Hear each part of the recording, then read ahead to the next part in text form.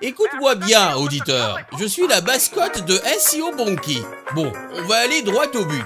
Tu viens de tomber sur le meilleur podcast de tout l'internet francophone. Oui, rien que ça.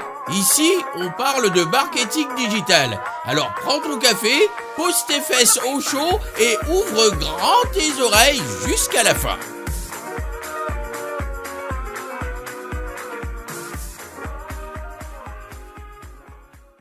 Et bonjour tout le monde, bienvenue sur le podcast de l'agence SEO Monkey. Aujourd'hui, je suis honoré et je pèse mes mots de recevoir David Likop parmi nous. Pourquoi ? Parce que David Likop, c'est un des plus gros influenceurs, on va dire, en SEO sur LinkedIn. Ça fait longtemps que je le suis. Je pense que parmi vous, il y en a beaucoup qui l'ont croisé sur le réseau social. Donc déjà, David, bonjour. Belle entrée en matière. Salut Antoine, tu vas bien ? Et merci pour cette invitation en tout cas. Et moi, je te remercie également. Ouais, moi ça va très bien et toi ? Eh bien, écoute, c'est la grande forme, c'est la grande forme. Je me suis dit, tu m'as fait cette invitation. Je me suis dit, allez, allons-y. Alors, j'ai pas énormément d'expérience en podcast en tant qu'invité, donc bon, ben, je vais me laisser guider par par tes interrogations. Et c'est vrai que je suis assez bien présent depuis quelques mois sur LinkedIn. C'est un peu ma plateforme où je m'amuse beaucoup. Et donc voilà, visiblement, bah, c'est un peu là qu'on s'est rencontrés et Clubhouse aussi, hein, qui génère énormément de retours. Ouais, on va en parler aussi. Donc déjà, David, pour tous ceux qui ne connaîtraient pas forcément le SEO, parce qu'il y en a forcément, comment tu pourrais toi définir le SEO en quelques mots, disons ? Alors comment je peux définir ? Vulgarisons le SEO, on va dire. Allez, vulgarisons. Ben écoute, je pense que le SEO c'est un canal qui est de plus en plus présent, en plus avec le confinement. Donc moi je le vois bien avec le confinement, on a beaucoup de demandes, beaucoup d'entreprises qui se digitalisent et qui se rendent compte du besoin d'avoir de la visibilité sur Google.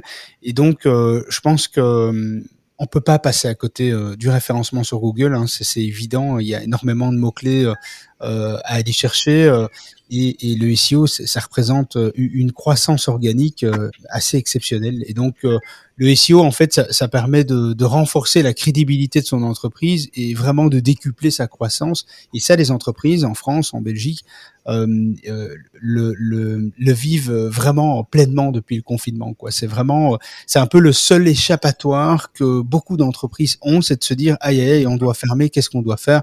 Eh bien on va aller sur Google, on va aller sur les réseaux sociaux, et qu'est-ce qu'on peut faire sur les réseaux sociaux ? Qu'est-ce qu'on peut faire sur Google ? Eh bien c'est du référencement, c'est de créer un site, c'est créer de la valeur, du contenu, un service, répondre à un besoin, à des problèmes, etc. et de proposer des solutions sur Google à travers des sites. Et donc c'est vraiment on est vraiment en pleine croissance. Alors le SEO est déjà en pleine croissance depuis longtemps, mais là avec le confinement, on peut dire que cette dernière année et demie, hein, parce que le Covid, je crois que ça traîne depuis 1 an et demi, et vraiment il y a une grosse prise de conscience sur le référencement naturel, et donc le référencement naturel, c'est vraiment apporter de la crédibilité, de la visibilité à une entreprise et vraiment décupler sa croissance organique d'un point de vue digital, quoi. Donc je pense qu'on peut plus passer à côté aujourd'hui. C'est clair. Merci pour cette petite définition du SEO. Je me permets de rebondir là-dessus. C'est vrai que je suis d'accord avec toi, je pense que cette année et demie de confinement a fait que beaucoup d'entrepreneurs se sont posé la question, si c'était pas le cas, comment faire pour se digitaliser. Donc pas forcément que à travers le SEO d'ailleurs. Cependant, je pense au contraire que ça aura encore plus d'impact en sortie de confinement, dans le sens où les gens, donc c'est mon avis, ont eu le temps de réfléchir pendant un an et demi, mais on fait quand même attention à leur trésorerie parce que c'était une période assez risquée quand même.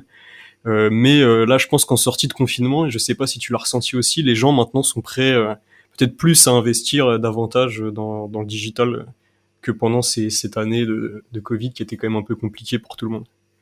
Bien écoute, c'est un point de vue intéressant. Moi, j'ai pas senti cette balance de se dire tiens, il y avait un type de profil avec un minimum d'investissement pour minimiser les risques parce que le confinement a commencé, le premier confinement est arrivé, le deuxième, on savait pas trop où on allait, si on pouvait investir, etc. Moi, j'étais du même avis que toi. Je me suis dit, à mon avis, les gens vont aller vers le digital, c'est sûr, vers le social, le SEO. Et puis, je me suis dit, mais à mon avis, ils vont restreindre les budgets parce qu'on sait pas, ils savent pas trop où ils vont aller. Ils ont jamais vraiment pensé au SEO avant, et donc ils vont aller mollo pour aller quelque part débloquer du budget progressivement. Et en fait, ça s'est pas vu comme ça.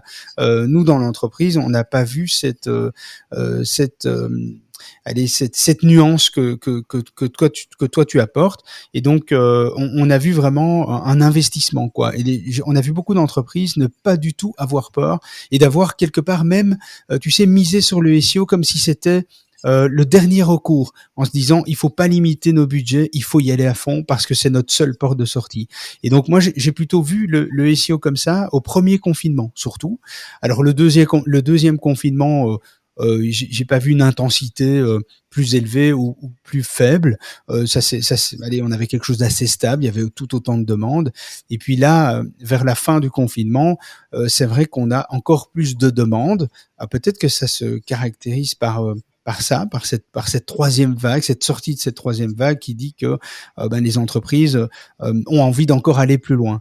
Mais on n'a pas eu de réticence, à des clients réticents à investir, en tout cas dans le SEO.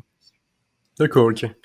Mais c'est vrai qu'en même temps, nous qui sommes dedans, je pense qu'investir dans le SEO, c'est sûrement le canal d'acquisition qui est le moins risqué finalement, parce que c'est de la capitalisation, et c'est vrai que quand il y a un an, enfin on n'avait peut-être pas le recul il y a un an et demi, mais avec du recul, ça valait complètement le coup finalement de capitaliser sur sa marque pendant une période un peu creuse comme on l'a connu. Mais en fait, je suis complètement d'accord avec toi, Antoine. En fait, moi, ce que je pense, c'est que les entreprises ont conscience que le SEO, c'est pas juste de la visibilité. C'est évidemment de la visibilité pour obtenir de la croissance, mais c'est aussi de la crédibilité. Avoir des gens qui parlent de son site, avoir des résultats sur Google liés à sa marque, c'est aussi de la crédibilité.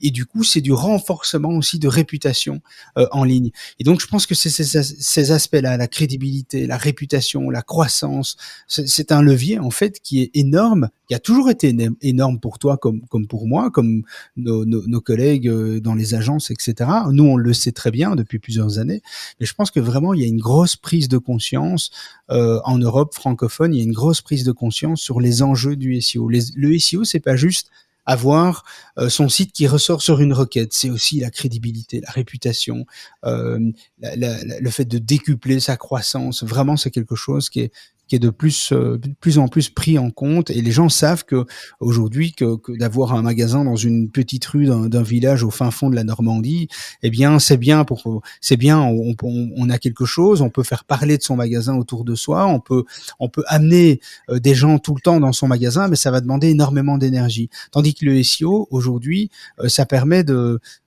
quelque part d'amener un travail sans relâche et nous permettant de rester concentré sur d'autres tâches, d'autres choses, tout en gardant toujours un flux de trafic organique qui vient de plus en plus nourrir Google, le site internet, les demandes de devis, les formulaires de contact, etc. Et donc c'est un peu comme les gens qui parlent de rendement passif, de revenus passifs, on entend beaucoup ça aujourd'hui. Eh bien, le SEO, moi, je le vois un peu comme ça. C'est pas tout à fait passif parce que avoir de la visibilité, ça veut dire il faut avoir un site qui techniquement tienne la route, avoir du contenu, amener de la valeur, amener de l'actualité, etc. Donc c'est vrai que ça demande un travail. C'est pas juste faire un site une fois et puis dormir sur ses lauriers. Évidemment, il y a tout un travail de fond qu'il faut toujours apporter de plus en plus si on veut de plus en plus de visibilité. Mais quelque part, une fois que c'est fait, une fois que c'est construit avec méthodologie, avec des très bons contenus, de la valeur ajoutée, des réponses à des problèmes, des réponses à des solutions, etc. Avec des articles de fond, des pages de fond, des landing pages qui sont bien écrites, etc. Je pense que quand tout ça est bien mis en place et tout bien ficelé, eh bien, il y a toujours un trafic organique qui vient qui va venir s'améliorer et amener de plus en plus de trafic, tu vois, au fur et à mesure du temps, quoi. Ouais, c'est clair, c'est clair. C'est vrai que le SEO, c'est vraiment un canal d'acquisition qui est intéressant, comme tu dis, au fur et à mesure du temps, sur le long terme. T'as parlé de quelque chose d'original, on ne parle pas forcément tout le temps, c'est d'e-réputation. Donc, c'est pas seulement mettre en avant son site, mais c'est aussi de se mettre en avant soi-même sur d'autres sites. Et ça, c'est vrai que c'est quelque chose qui est extrêmement important en SEO, qui est directement pris en compte en SEO, de par le Ouais, ouais, netlinking, ouais. notamment. Tout à fait, Toi, oui, comment... le personal branding ou faire parler de soi à l'extérieur, effectivement, parce qu'on voit de plus en plus des gens qui représentent leur marque et on voit même de plus en plus des entreprises qui ont leur site corporate avec la marque, tout le contenu, la promesse et qui est faite sur le site avec toutes les aides qu'on peut trouver, les facs, les blogs, les actualités, les événements, etc. Et on voit aussi de plus en plus à côté de ça, en parallèle, des dirigeants de ces marques-là, de ces sociétés-là, qui créent leur propre site personnel, qui créent vraiment leur univers sur LinkedIn, par exemple, et qui créent vraiment de la valeur là aussi pour quelque part, eux aussi, donner de la visibilité non seulement à leur marque, mais aussi donner de la visibilité aux personnages, aux porte-parole ou aux personnages qui représentent la marque, en fait. Ça, j'ai l'impression que c'est quelque chose qu'on voit de plus en plus. Alors, c'est un petit aparté que je fais là, mais oui, et puis c'est comme ça qu'on arrive à faire parler de soi quelque part. On est plus rattaché. En fait, les gens sont plus rattachés à une personne physique qui représente une marque qu'une marque en elle-même, quoi. Je pense, sauf si on s'appelle Red Bull ou Coca-Cola, évidemment. Mais sinon, je veux dire, voilà, je vais pas citer de nom de marque, mais il y a beaucoup d'agences. Dans notre secteur, d'ailleurs, il y a des agences qui capitalisent sur le nom de l'agence, mais on remarque quand même relativement bien que les agences qui capitalisent sur la marque et en même temps sur le personal branding du dirigeant ou du porte-parole de l'agence, ça match encore mieux. Ça amène plus de valeur et plus d'authenticité. Voilà. On arrive à humaniser la marque plus facilement. Ah, c'est clair, c'est vrai, on le ressent, et je pense que ça sera de plus en plus le cas. D'ailleurs, toi, on va embrayer un peu sur ta façon de faire, sur la façon dont tu as construit ton agence. J'ai l'impression que justement, pour toi, le personal branding, c'est complètement central à la fois sur LinkedIn, donc tu vas nous parler un petit peu, enfin, ça serait intéressant que tu nous racontes un petit peu ton histoire sur LinkedIn, et maintenant sur Clubhouse. Donc, comment Eh t'as bien, commencé sur LinkedIn? Comment ça s'est passé? ah là là là là, que des histoires. Eh bien, écoute, c'est une longue histoire parce qu'en fait, moi, j'ai capitalisé au départ sur le nom d'une agence et puis j'ai compris qu'effectivement, il fallait mettre l'humain au cœur de l'agence. Et il y a quelques années, j'ai mis un de mes salariés en avant parce que je suis de nature un peu timide, j'avais pas forcément envie de le faire moi, et puis j'étais pas prêt à recevoir les détracteurs en fait, parce qu'une fois qu'on se met en avant, il y a des détracteurs, il y a des gens qui vous aiment bien, puis il y a des gens qui vous aiment pas. Des fois ça fait mal parce que ce sont des choses qui touchent votre vie privée, etc. Et c'est quelque chose que j'ai toujours eu du mal au départ avec ça. Et donc j'ai levé le pied, j'ai mis un salarié en avant, c'est le salarié qui a fait toutes les vidéos. On avait 80 heures de formation, c'est lui qui les a tournées. C'est lui qui a quelque part piloté toute une série de lives, de vidéos, de tutos, etc. Et puis cette personne est partie de l'entreprise. Et quand cette personne est partie, eh bien, j'ai réalisé qu'il devait récupérer ses droits à l'image. Ça, c'était une chose. Et donc, du coup, ça voulait dire qu'il fallait tout supprimer. Donc, supprimer tout le travail de plusieurs années qui avait été construit, vidéos, tutos, guides, les formations, etc. Il a changé de secteur. Et donc, il avait le droit à effectivement demander à récupérer son droit à l'image. Donc j'ai dû tout supprimer, évidemment, même si derrière tu mets des clauses RGPD, etc. Ça, devant un juge, ça n'a pas de valeur. Je veux dire, chaque personne, chaque salarié qui change de boîte a tout à fait le droit de récupérer son droit à l'image, même s'il signe des clauses, même chez Google ou peu importe. C'est comme ça que ça fonctionne, en tout cas en Europe. Et donc le salarié a toujours priorité sur l'entreprise, sur la marque. Et donc, j'ai dû supprimer pour la petite histoire, toutes ces vidéos-là. Et là, j'ai vraiment fait un bilan et un point au niveau personal branding en disant, je vais plus refaire la même erreur. Je vais pas réengager quelqu'un qui va faire ce travail-là. Je vais réengager quelqu'un, en fait, qui va faire mon job et moi je vais prendre la place de ce job et je vais devenir le communicant de la boîte. Et c'est comme ça que depuis 6 mois, je suis arrivé un petit peu et je suis sorti un peu de nulle part parce que en fait mes conseillers m'ont évidemment dit, écoute David, c'est à toi de communiquer, c'est toi le dirigeant de la boîte, c'est toi qui va communiquer, c'est toi qui va aller sur les réseaux sociaux, c'est toi qui va créer tes émissions, tes podcasts, tes vidéos, ta chaîne YouTube, etc. Et c'est toi qui va faire ça, parce que toi, tu vas jamais quelque part contrecarrer tes plans, tu vas pas t'auto-censurer parce que tu fais telle ou telle chose. Donc tu dois assumer ce que tu fais et tu dois apprendre à le faire. Et donc voilà, j'ai pris mon courage à deux mains, j'ai pris toutes mes fonctions, je les ai passées à quelqu'un d'autre, et moi je me suis mis dans la peau du communicant, et c'est ce que je fais à temps plein aujourd'hui. Je communique, je ne fais que ça, communiquer sur les réseaux sociaux, raboter un maximum de monde, en parler, donner envie, vulgariser, ça c'est un peu vraiment mon job.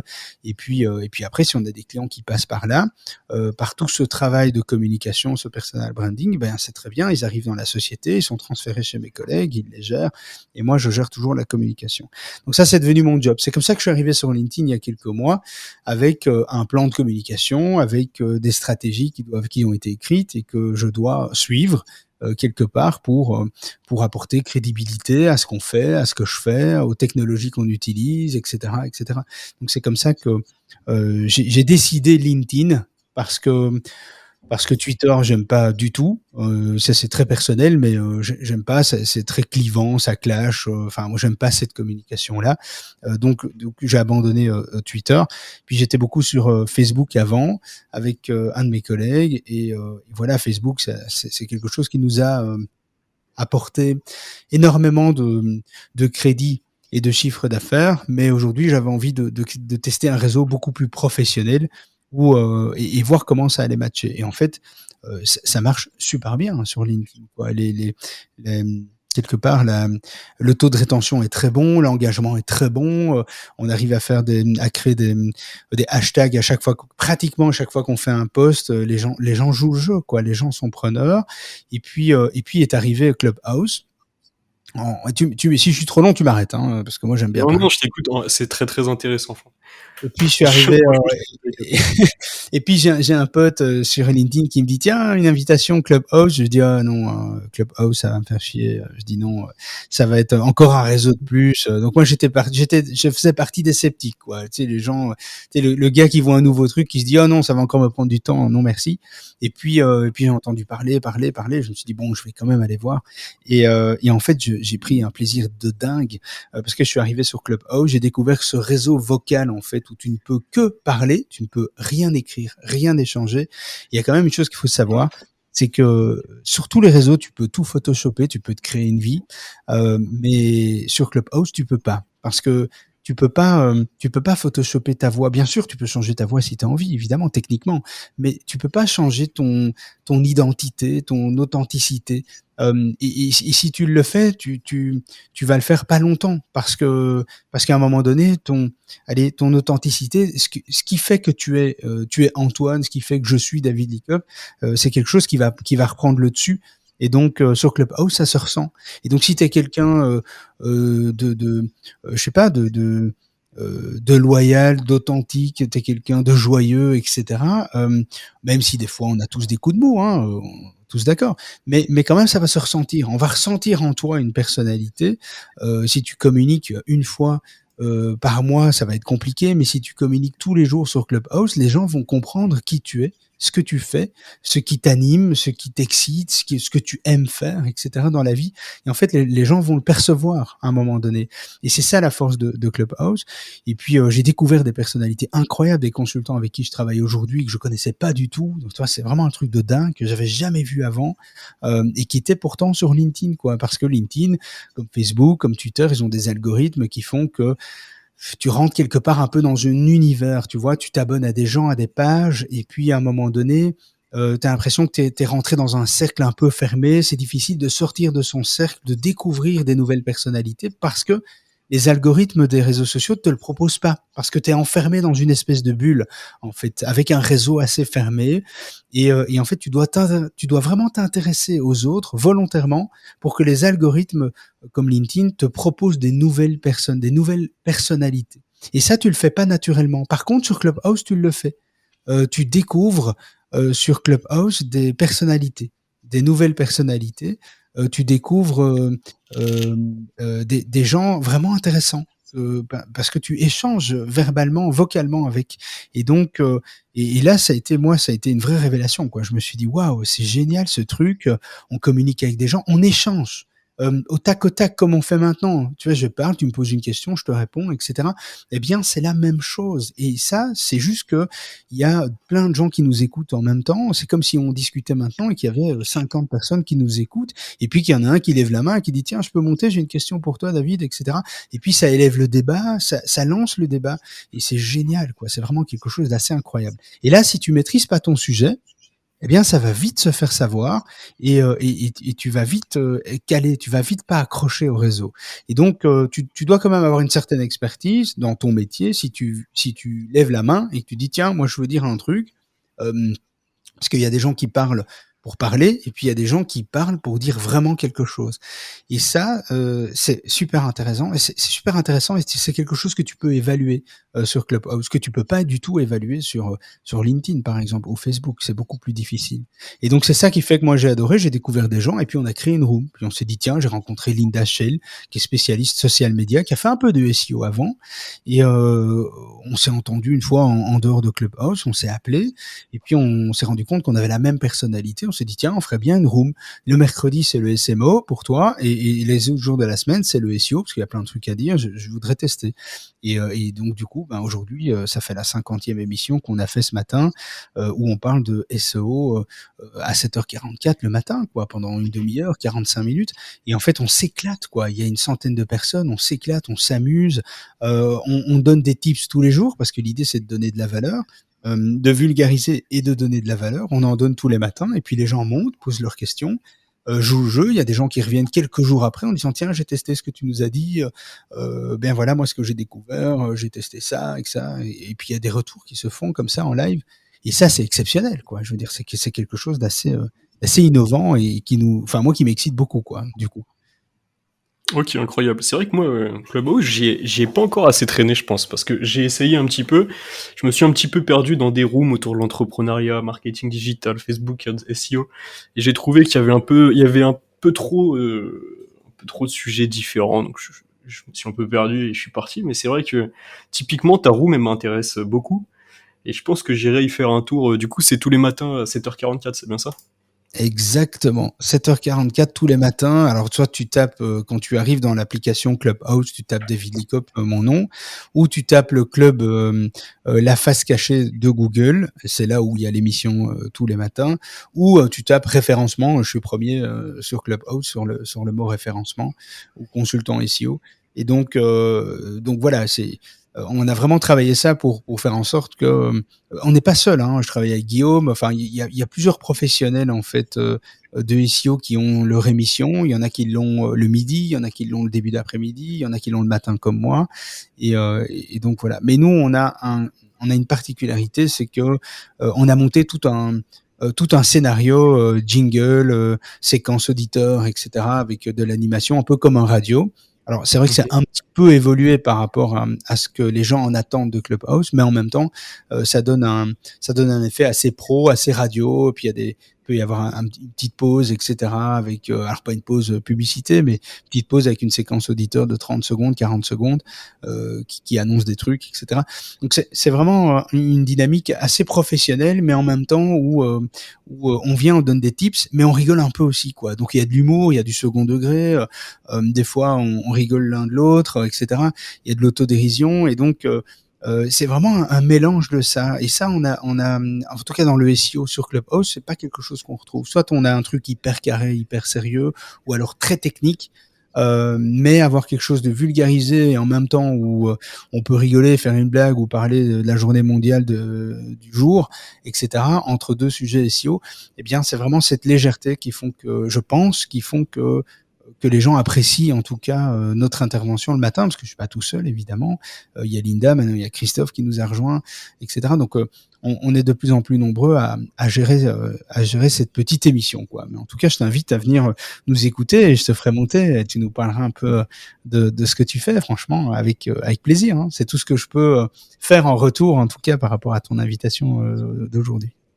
Ah bah avec plaisir. Non, en vrai, je le fais même pas pour ça, mais je vais quand même venir demain. Alors, je vais essayer d'être là demain, et si c'est pas le cas, je serai là. Ah, c'est pas de chance. Demain c'est social media et mercredi aussi expressément parce que demain j'ai un petit souci. Je serai là au matin, mais je serai difficilement connecté. Donc c'est Linda et Christophe qui prennent leur relais demain. Ce sera plutôt social media et après-demain c'est aussi le mercredi. C'est Office Linda qui gère le social media. C'est Instagram demain et Instagram aussi après-demain.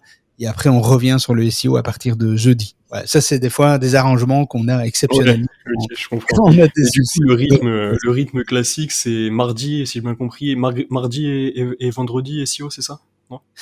C'est tous les jours à 7h44, tous les jours de la semaine. Il y a que le mercredi où c'est le SMO. Donc, c'est le Social Media Marketing par Linda Shell. Tous les autres jours, c'est du SEO, quoi. Ok, super. Et donc, ouais, en fait, toi, ce qui est intéressant, et c'est vraiment ton profil, hein, c'est ton positionnement, c'est que tu as décidé de te consacrer à 100%, si je comprends bien, au personal branding, à la communication. T'es plus dans la technique, en fait. Tu fais plus, à proprement dit, tu délègues le SEO maintenant, toi. Alors, non, on a donc il y a l'équipe, donc on est avec salariés et consultants confondus, on est presque 30 et en fait dans l'équipe, il y a la partie technique, il y a la partie éditoriale, contenu, toute la partie technologie, netlinking, donc acquisition de liens externes, faire parler de soi à l'extérieur. Donc tout ça est géré comme une agence quelque part. Et moi, je suis le communicant, mais quand les gens viennent vers nous, en fait, ils peuvent venir vers nous pour du conseil. En fait, principalement, en fait, si tu veux savoir, notre positionnement, c'est pas vraiment un positionnement d'agence. On est plutôt sur de l'accompagnement, du coaching, de la formation, des masterclass, former des gens en interne parce qu'on remarque qu'il y a énormément de demandes dans l'internalisation du SEO et donc de former des équipes internes à des sociétés, etc. Donc nous, on est là plutôt pour ça, tu vois, formation, coaching, accompagnement, masterclass, etc. Et on a une partie, évidemment, agence, une partie production qui est principalement basée sur le netlinking, l'acquisition de liens, parce qu'on a notre propre réseau. On pourra peut-être à l'occasion, une fois en parler dans un autre podcast et aller beaucoup plus loin dans cette démarche. Mais ça, c'est vraiment notre cœur d'agence, c'est qu'on travaille pour beaucoup d'agences en France et en Belgique en marque blanche où on fournit toute la partie netlinking, toute la partie autorité, popularité, parce qu'on a un réseau de bientôt 33 000 sites et donc du coup on a quelque chose d'assez fort et à proposer. On a beaucoup de valeur à proposer à ce niveau-là aux agences qui veulent justement travailler la popularité de leurs sites clients, l'autorité de leurs sites clients, etc. Et c'est là où on vient nous apporter cette expertise agence en fait. Et donc il faut savoir que notre business c'est 20% de production, 80% de conseils, de stratégie, de suivi, etc. Contrairement à des agences SEO qui en général produisent plutôt l'inverse, 80% de production et peut-être 15%, 20% de conseils et de stratégie, quoi. C'est plutôt l'inverse. D'accord, ok. Et du coup, toute cette com que tu fais actuellement sur les réseaux sociaux, elle t'apporte, comment dire, quelle a été la conséquence, on va dire, de cette communication sur les réseaux que tu as commencé, tu m'as dit, il y a seulement 6 mois finalement sur LinkedIn? Ah, tu vas être à plein temps à ton propre nom? Oui, c'est ça. On a toujours été sur LinkedIn depuis un moment, mais on communiquait pas spécialement avec une stratégie écrite, avec vraiment une ligne éditoriale. Ici, c'est vraiment le cas. Il y a vraiment un cheminement qu'on doit suivre. Oui, la communication apporte. En fait, la communication, elle apporte principalement les ventes de nos formations. Alors là, notre site est en pleine refonte, mais on a 80 formations 86 formations de 1 heure chacune, et les gens peuvent consommer et acheter la formation qu'ils ont vraiment envie.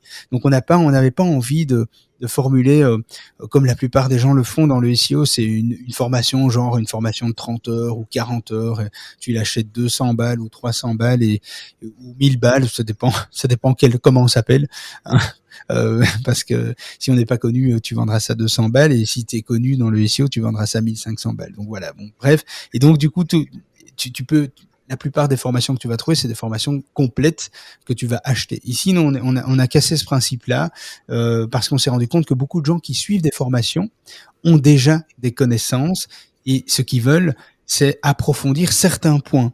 Et souvent, ils sont obligés d'acheter une formation complète pour approfondir un certain point. Des fois, ils sont même déçus parce que ce point-là dont ils attendaient de l'information n'est pas assez poussé, etc. Donc, nous, on a divisé le référencement en 86 étapes, et donc chacun peut choisir.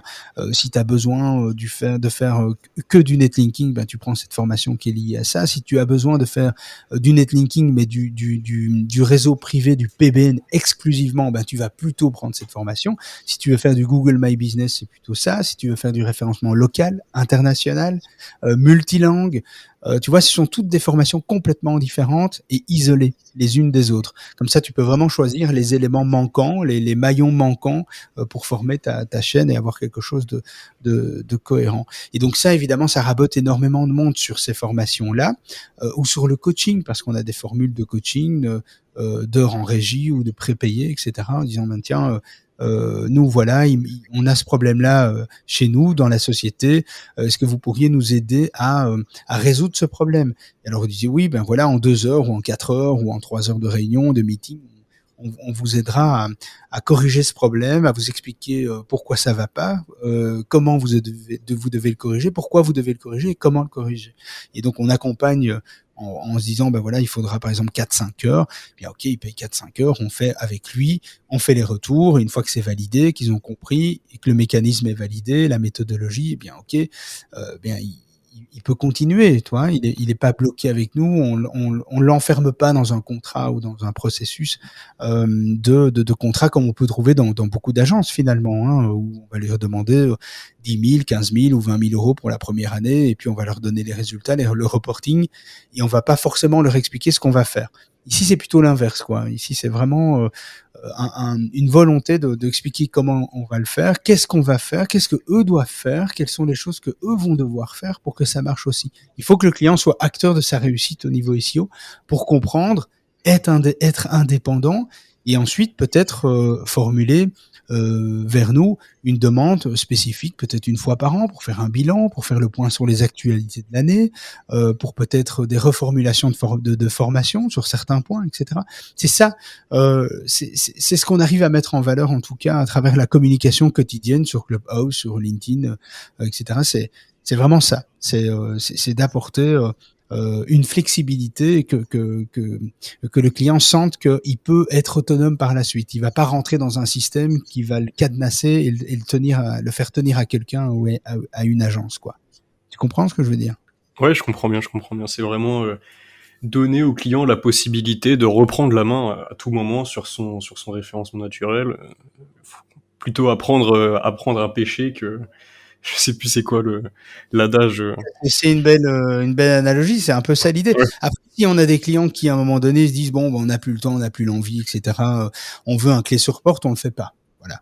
Ça, c'est quelque chose d'assez clair. On fait pas un clé sur porte. Pourquoi? Parce qu'on estime que faire un clé sur porte en SEO, c'est dévaloriser le métier. Mais ça, c'est propre à chacun. C'est de la façon dont moi je vois les choses. Ça veut pas dire que c'est une réalité, mais c'est en tout cas la manière dont moi je vois les choses. Se dire, tiens David, 40 000 balles, hein, et dans un an on se revoit et je voudrais ces résultats-là. Bien non, c'est trop facile. Même si c'est payé, c'est trop facile. Il faut que le client quand même mette la main à la pâte. Il y a rien à faire. Le client va devoir quand même être acteur de sa réussite, au risque qu'il soit déçu, en fait. Tu tu vois, qui soient déçus par les résultats. Parce que c'est la plupart du temps, c'est ça qui se passe. Hein. C'est que les clients sont un petit peu déçus. Ils disent, ah, mais j'attendais mieux, j'attendais plus, ou je pensais que ça allait être plus rapide, ou je pensais que j'allais avoir un autre type de reporting, etc., etc. Parce que les choses sont pas toujours clairement établies, parce que le client en attend toujours plus, ou il dévalorise, ou il ne se rend pas compte du travail que c'est le SEO, parce que c'est un vrai travail. Le SEO, c'est un travail de fond, quoi. Je veux dire, il faut travailler la technique, il faut travailler la sémantique, il faut travailler la structure, faut travailler la popularité, l'autorité. Enfin, tout ça, c'est un travail de malade, quoi. Et donc, si le client, tu fais tout pour le client, il s'en rend pas compte. Et je trouve que du coup, on dévalorise le métier du SEO, qui est un vrai métier aujourd'hui. Tu le sais autant que moi, que c'est un métier qui ne s'improvise plus comme avant. Il faut des vraies compétences, il faut une méthodologie de travail, il faut une vraie réflexion, il y a une vraie réflexion stratégique derrière le SEO. Et je pense que tu en es bien conscient, et ça, les clients n'en ont pas toujours conscience. Donc tout faire et tout mâcher le travail pour le client, même s'il met sur la table de l'argent, pour moi, c'est pas une bonne idée. C'est pas ça que j'ai envie de véhiculer, en tout cas dans les entreprises qui viennent chez nous. C'est plutôt de les conscientiser sur le métier, et qu'ils soient acteurs de la réussite avec nous, évidemment, mais qu'ils soient acteurs de sa propre réussite au niveau SEO. Mais c'est un positionnement, hein, c'est quelque chose que, enfin, nous on assume complètement, et voilà, et ça fait le bonheur des agences, parce que quand il y a un client qui vient avec une vraie demande clé sur porte, bien on le redirige vers des agences, quoi, des agences qu'on connaît, ou des salariés qu'on connaît dans des agences, etc. Et donc voilà, c'est pur bénéfice pour les agences qui ne font que ça, par exemple. D'accord. Après, c'est vrai que ça se comprend, ça se comprend. Moi, je comprends les entrepreneurs qui veulent complètement externaliser la chose. Mais je comprends aussi ta vision, moi qui suis également dans le SEO, parce qu'en fait, en réalité, le SEO, et je pense que plus ça va aller, et plus on va être dans cette situation, c'est la conséquence de tout ce que vous allez faire sur Internet. Donc il y a cette partie on-site, il y a déjà, enfin on parle déjà de partie off-site, popularité, etc. Mais même maintenant aujourd'hui, faire de la publicité faire du personal branding sur les réseaux sociaux, faire du Google Ads, faire du YouTube, tout ça, ça aura un impact finalement, et je pense que tu es assez d'accord. Peut-être indirect, peut-être un peu moins fort que de la technique, du maillage interne, de la création de contenu, mais tout ça, ça aura un impact finalement sur le référencement naturel de son site. Donc en effet, se former au SEO, c'est une façon pour les entrepreneurs d'avoir la main sur le développement, non pas seulement du SEO, mais de toute leur présence sur le web.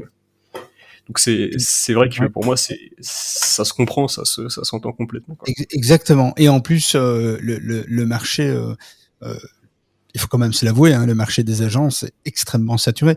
Nous, on est mis en relation avec, enfin, on est mis pas en relation, pardon. On est mis quand on fait des offres comme ça et qu'on nous sollicite et qu'on connaît pas notre positionnement.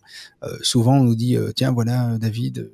Eh bien, nous, on a reçu une offre de telle agence, telle agence, telle agence, et en général, ça mal parti, quoi, parce que on n'est pas du tout dans cette philosophie-là. Donc, nous, on a un canevas qu'on envoie aux clients, et c'est assez comique, d'ailleurs, parce qu'on a quand même des demandes tous les jours grâce à toute cette communication sociale, et donc, du coup, on a créé un canevas, un processus, et ce processus, ça permet de montrer comment on fonctionne, étape par étape, combien ça coûte, qui va faire quoi, etc. Donc on a créé tout un canevas comme ça, en disant voilà, la première étape dans le SEO, c'est ça, c'est la technique.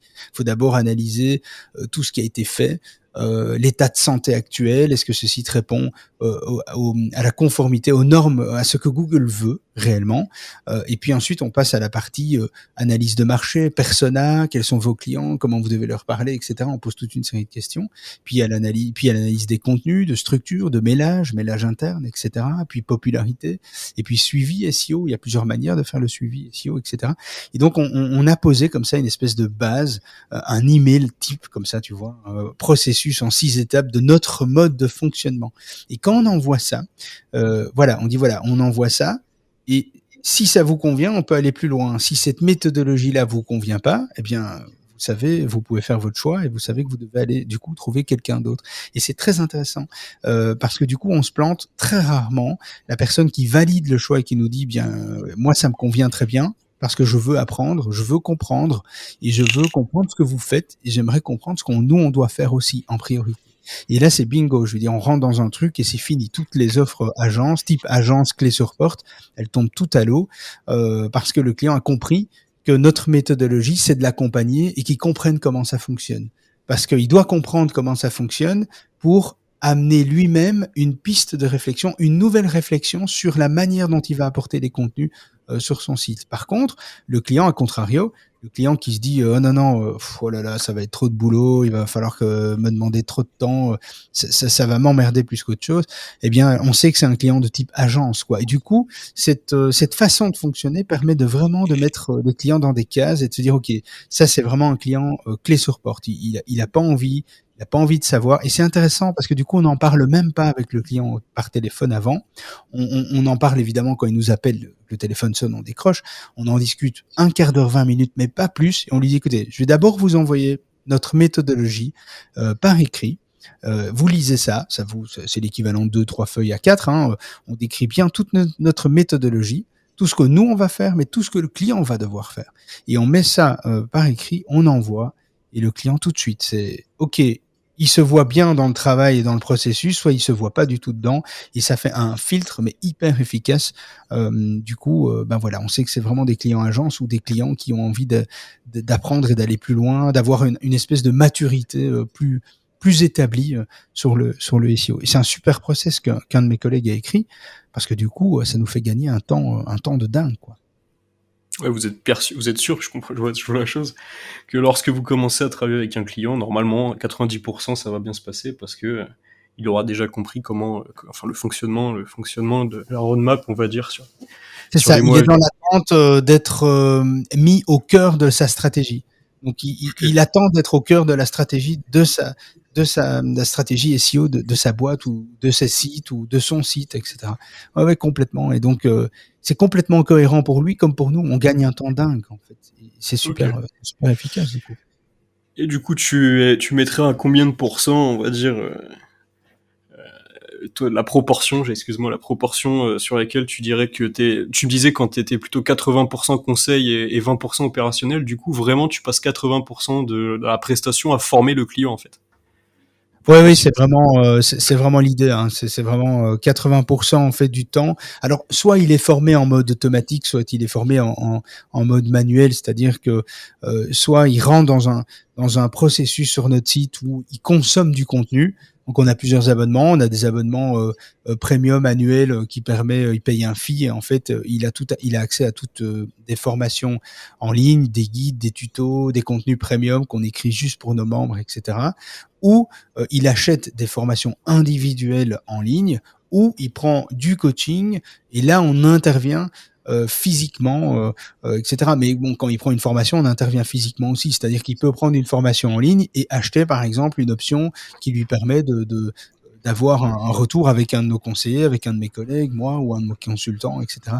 Et donc il a toujours cette possibilité-là. Donc il y a une partie du revenu qui est automatisée en fonction des formations qu'on propose en ligne. Et puis il y a la partie accompagnement, masterclass. Voilà, on a eu dernièrement pour une société où il fallait former 4 personnes dans la boîte. Bien à ce moment-là, on a écrit une stratégie juste pour eux parce qu'il y avait des spécificités qu'on ne traitait pas forcément dans les formations en ligne. Donc on pouvait pas lui proposer une formule déjà toute faite et déjà écrite et scénarisée. Il fallait quelque chose de plus particulier, en tout cas pour lui. Et donc on le fait à ce moment-là. Bon, ça coûte un peu plus cher, mais alors on écrit, on développe avec l'équipe tous les besoins, on les met sur papier et puis ensuite on analyse quoi et on avance petit à petit comme ça vers des solutions comme celle-là, quoi. Ok. Bon, bah, dernière question, parce qu'il commence à se faire tard et je sais que tu as quelque chose à faire à 19h. Le persona de ces clients dont tu décris qui ont le temps de se former, qui ont du budget, c'est quoi? C'est des grosses PME? C'est des grandes sociétés? Eh bien non, écoute, alors au départ, il y a quand même beaucoup de gens alors tout ce qui est consommation du contenu un peu automatique, contenu en ligne, formation en ligne, c'est souvent des artisans, des TPE, petites PME. Et puis ensuite, on arrive dans les PME. Alors les PME normalement, il y a qu'une seule catégorie de PME, mais quand je dis petites PME, c'est petites PME de 3, 5, 6 personnes. Et puis il y a des PME qui restent qui sont de 20-25 personnes, qui sont malgré tout toujours des petites PME.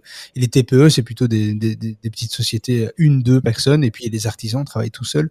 Donc artisans, TPE, ce sont beaucoup de consommation, de formation en ligne, et de temps en temps de coaching pour les accompagner sur des petits points qu'ils n'ont pas saisis, qu'ils n'ont pas tout à fait compris, ou qu'ils essayent de mettre en place mais qui n'y arrivent pas quand même. Et donc on les accompagne sur des petits points, donc c'est quelques heures par-ci par-là durant l'année. Donc voilà, ça c'est vraiment pour ce type d'entreprise. Puis il y a les PME, 15, 20, 25 personnes. Là, il y a de la consommation aussi en ligne, mais c'est plus de l'accompagnement, créer une formation pour une petite équipe de 1 ou 2, 3 personnes, etc. Et là, et en général, les plus grosses entreprises, donc les entreprises de 50 à 150 personnes, parce qu'on travaille pas avec les grands comptes, donc les entreprises de 100-150 personnes, c'est la plupart du temps aucun achat en ligne, c'est vraiment une masterclass. C'est vraiment dire, voilà, on connaît le SEO, on est 150 dans la boîte, il y a déjà 2, 3, 4 personnes qui travaillent le SEO, mais il y a des lacunes, il y a des trucs qu'on n'arrive pas à avancer malgré tout, on galère. Et bien là, on va vraiment aller décortiquer, on va aller voir où se passe le problème, comment on pourrait le résoudre, et surtout comment on pourrait éduquer les SEO à mieux travailler, à gagner du temps, à utiliser les meilleurs outils, etc. Et donc là, on va vraiment faire une masterclass pour ces boîtes-là. Et voilà. Et en fait, la plupart des agences, des boîtes qui sont plus grandes, on les prend pas en direct en fait. Ils passent par des agences SEO qui font des clés en main, etc. Et ces agences SEO reviennent vers nous et nous achètent la partie 20% de production, donc la partie netlinking, réseau de liens, etc. pour vraiment influencer la popularité et l'autorité, quoi. D'accord, ok. Super, David. Bah, merci beaucoup pour cet échange. Eh bien, écoute, ça m'a fait vraiment plaisir. Alors, je t'avoue que t'es mon deuxième podcast. C'est un honneur en plus. Ouais, donc c'est le deuxième podcast tu es le deuxième podcast que j'ai accepté. C'est vrai que c'est une chouette expérience, c'est sympa de parler de son métier comme ça avec un peu de détachement et avec d'autres professionnels. Du coup, j'aime beaucoup ça. Donc je te rendrai l'appareil et on fera une interview inverse. Ça peut être sympa aussi. Donc si évidemment tu en as envie, Antoine. Donc, avec grand plaisir. Avec grand plaisir. C'est vrai que c'est toujours. Bien, on fera ça en septembre en tout cas. Mais en tout cas, merci de m'avoir donné la parole, d'avoir pu échanger avec toi. C'est vraiment cool. J'apprécie beaucoup. J'ai passé un chouette moment. Donc, j'espère que vous aussi, les auditeurs, vous êtes bien amusés avec nous.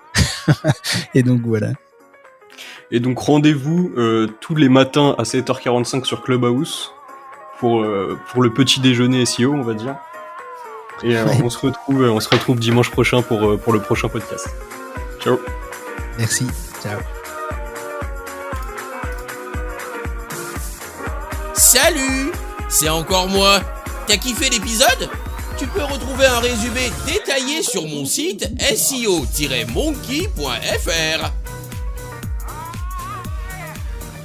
Attends, mais t'es sérieux ? T'es toujours pas abonné à la newsletter ? T'as pas compris qu'on fait ça pour ton bien ? Allez, abonne-toi. Je pars pas tant que tu t'es pas abonné. Allez, je plaisante. À plus dans le bus.